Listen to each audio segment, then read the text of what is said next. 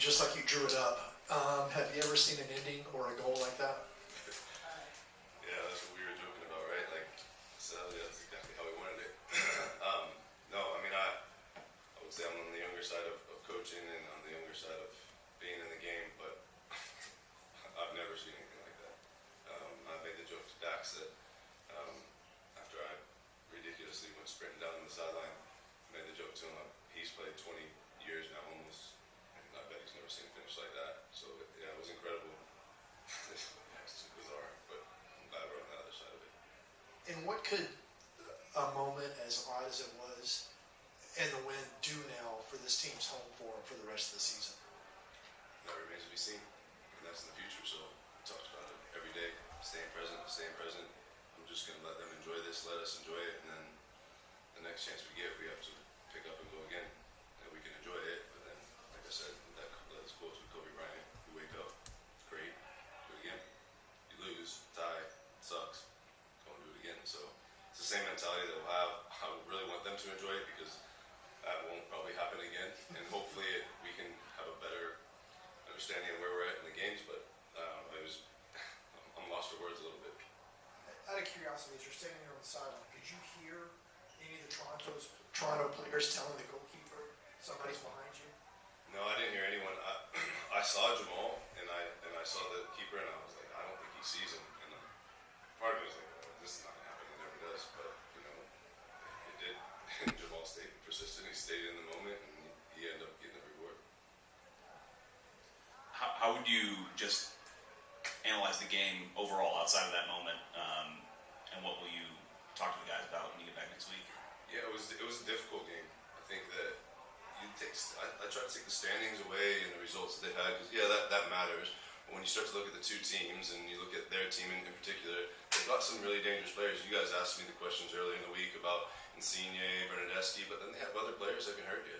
And we knew that the switches of play would be something that we would struggle with, or that they would have a highlight with, and it end up hurting us on the goal. So I would say if I look at the game, it was difficult, but that is the game. It's not always going to be easy, and I think the one thing I want to preach to them is that I told them before, nothing's going to be given to you. People don't just roll over when they come into Atlanta and go, oh yeah, it's your stadium, it's great fans, all the atmosphere. They don't do that. They make it difficult for you to get the win, and they did. They had two good.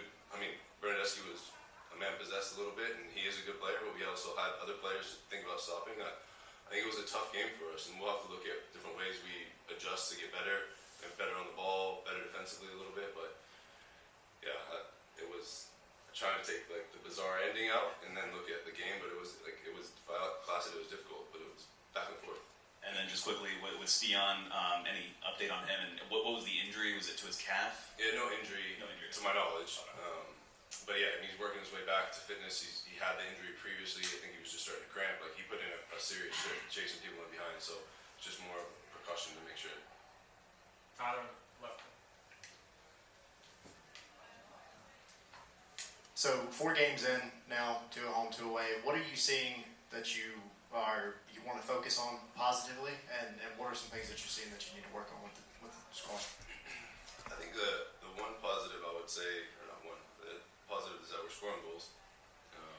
We're staying in games, whether like look at you go down a goal type thing and you get one called back. Like the mentality of the team kind of gets all over the place in the games, and the fact that they're resilient enough to continue going is something I'm proud of. I think for me, we need to be better in creating maybe more clear-cut chances. Maybe that's it. But yeah, there's a lot in there, I think, sometimes. But I'm trying to narrow in on things that we can really attempt to adjust now, and then we got tons of games. So it's like, in the games, can we, roll little things out, tweak things as we go. Caleb Wiley and Noah Cup also had phenomenal performances tonight. What did you see from them, and how have they really made their mark and their stamp into this lineup and into this team? Yeah, they're two kids that are brave, they're aggressive. I think that Caleb did a good. I think also the players in front of him did a good job helping. Once we talked about blocking inner passes so the hit switches more around us rather than the big ones or play through us. And you saw at the end, like Caleb was able to anticipate balls and kind of filled our attack. Noah was really good in the air. He helped support Caleb a lot of times defensively. But for their age, like they're just good players. But for their age, they're definitely more mature than I was at that time. You know, Coach, 8 points, 2 wins, 2 ties. What are you doing different with the team? I mean, I don't want to say nothing because we are doing things different. There's a different message at times. That I'm a different person.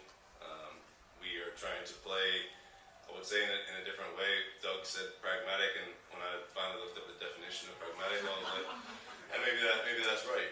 I'm not disrespecting you, but maybe that's right. Like I've told them, play what the game gives you.